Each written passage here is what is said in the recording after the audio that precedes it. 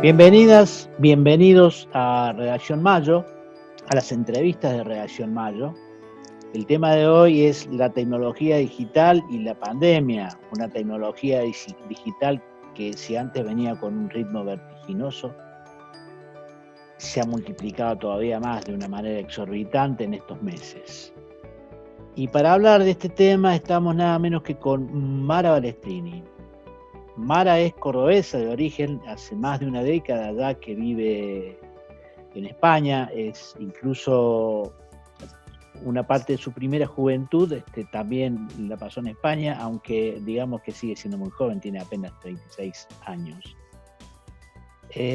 Mara es doctora en Ciencias de la Computación, ha dirigido una organización como Idea for Change, que ha desarrollado diversas tareas sobre este tema, no solo en Europa, sino en África y en Asia.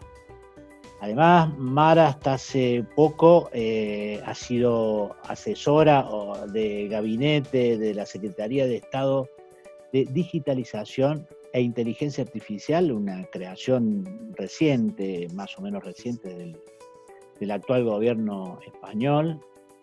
Y ahora es también asesora de la Comunidad Europea y del Banco Interamericano de Desarrollo en estos temas, por supuesto. Hola Mara, y muchas gracias por acceder a esta entrevista con Redacción Mayo.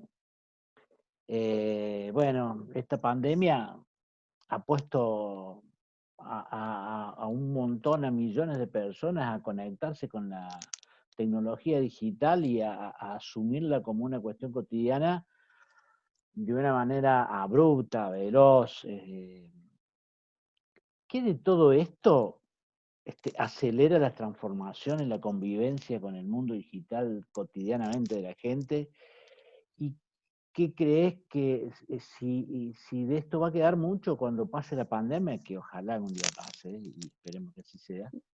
Es una semilla de profunda transformación en el hábito, en la manera de vivir de la gente. Bueno, antes que nada, gracias por esta entrevista, siempre encantada de hablar contigo, Ale. Em, lo que la pandemia ha hecho es acabar de acelerar de manera brutal la transformación digital de la sociedad y la adopción de las tecnologías digitales. Nos creíamos que ya estábamos viviendo una vida en gran parte digital, pero nos dimos cuenta de que muchos de los procesos que sostienen el día a día de nuestras vidas, de nuestras escuelas, de nuestras administraciones públicas, de nuestros trabajos, no estaban del todo digitalizados y nos vimos de un día para el otro en la necesidad de volcarnos a su digitalización para poder, para que la disrupción en nuestra vida tuviera el menor impacto posible. Estos cambios que se han producido, muchos de ellos, en muchos de ellos no va a haber una vuelta atrás. Por ejemplo, en el ámbito de la administración pública. La administración pública tenía todavía muchísimos trámites que se hacían todavía en persona, con papel. Esos trámites se tuvieron que detener a causa del distanciamiento social y las medidas de confinamiento, y los alcaldías, los ayuntamientos, los gobiernos se tuvieron que iniciar procesos de digitalización. Una vez que la persona empieza a subir en el ascensor y no por las escaleras, pues difícilmente quiera volver al ascensor. Esto va a pasar también con los trámites que se hayan facilitado y se hayan hecho de manera digital, difícilmente las personas quieran volver a hacerlos en papel.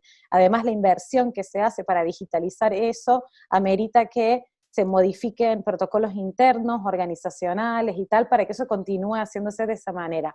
Veremos además que va a haber un impacto muy fuerte del teletrabajo. No esperemos que la gente vuelva a las oficinas, muchas oficinas van a cerrar, muchos empresarios muchos emprendedores se van a dar cuenta de que pueden hacer el mismo trabajo que hacían antes desde sus casas, utilizando las herramientas digitales. Esto va a traer enormes cambios también en el mundo laboral, porque hay que asegurarse que la gente tiene las condiciones, quién paga esa internet, quién paga ese espacio de trabajo, etcétera.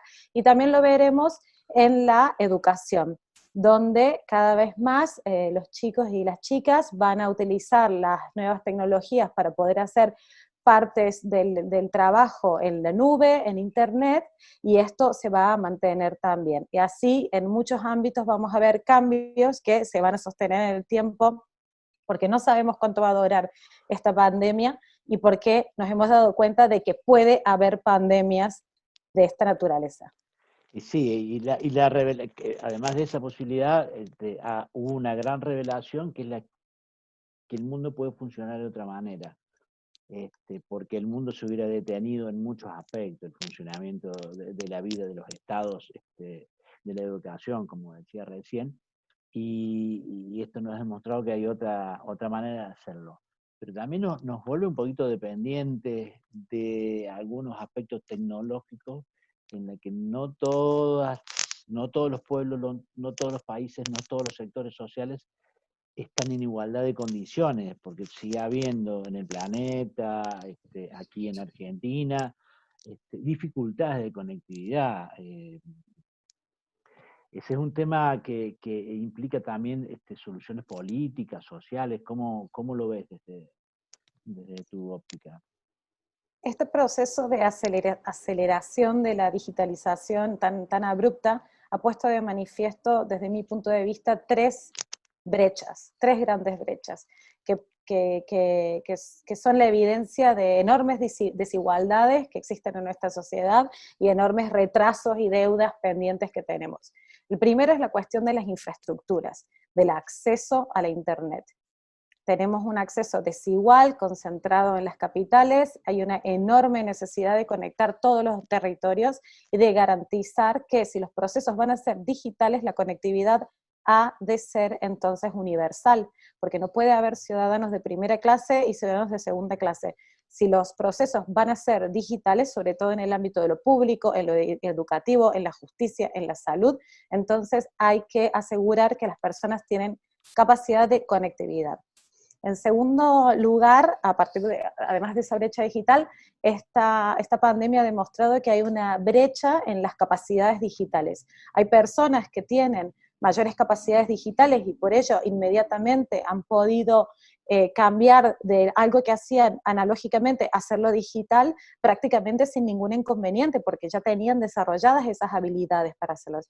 Pero hay otro montón de gente que por cuestiones etarias o por cuestiones de dónde viven o la educación que tienen, no tienen el mismo nivel de desarrollo de capacidades digitales, y eso significa que el uso que pueden hacer de las herramientas digitales no sea igual que el de otro, y esto demuestra otra brecha, con lo cual hay que asegurar acceso al desarrollo de capacidades digitales para que la ciudadanía pueda utilizar estas tecnologías de manera tal que saca beneficio de ellas. Y la tercera es una enorme brecha en lo que es el diseño de los sistemas. Hay muchos sistemas que se han digitalizado, pero sigue siendo muy difícil usarlos. Esto pasa sobre todo con los servicios públicos, etc.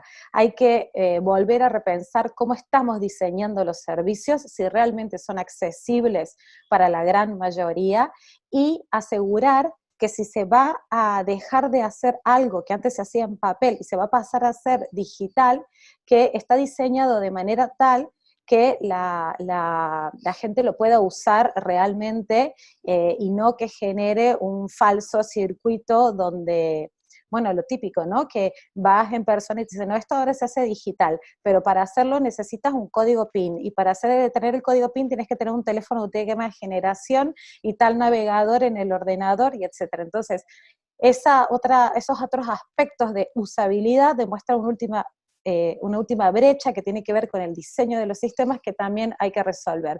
Y estas para mí son las tres grandes brechas que tenemos que resolver para realmente hacer una transición justa, que no deje a nadie atrás hacia el mundo digital.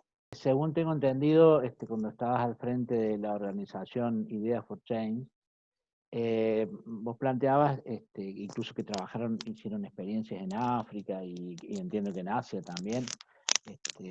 Planteabas la idea de que la tecnología puede mejorar la calidad de vida de la gente, aún en condiciones aún en ciudades con condiciones de pobreza dura, de amplia pobreza, digamos. Sí, una de las pasiones que siento yo por mi trabajo tiene que ver con hacer a las tecnologías accesibles para todos los colectivos, para todas las comunidades, para todos los colectivos, porque creo que existen, por un lado, una enorme concentración de quienes son los que tienen las posibilidades de diseñar y producir tecnologías y tienen un enorme poder en nuestra sociedad. Y por otro lado hay una enorme concentración del consumo de estas tecnologías. Entonces, eh, la tecnología nos da la posibilidad de mejorar la calidad de vida de la gente en muchos aspectos, en muchísimos aspectos. Pero para que eso suceda, esa tecnología tiene que llegar a manos de esa gente y tiene que ser diseñada para que la pueda utilizar esa gente. En mi trabajo, sobre todo, me enfoco en las cuestiones medioambientales, cómo los ciudadanos pueden utilizar las tecnologías para resolver problemas de calidad del aire, de sostenibilidad, eh, distintos problemas urbanos que les afectan, porque me interesa el ámbito común, pero siempre lo que he visto en mi trabajo es que para que esto suceda hay que democratizar el acceso a la tecnología, no solo a su uso, sino a su creación, a su reparación y a la gestión de los datos que utilizan las tecnologías.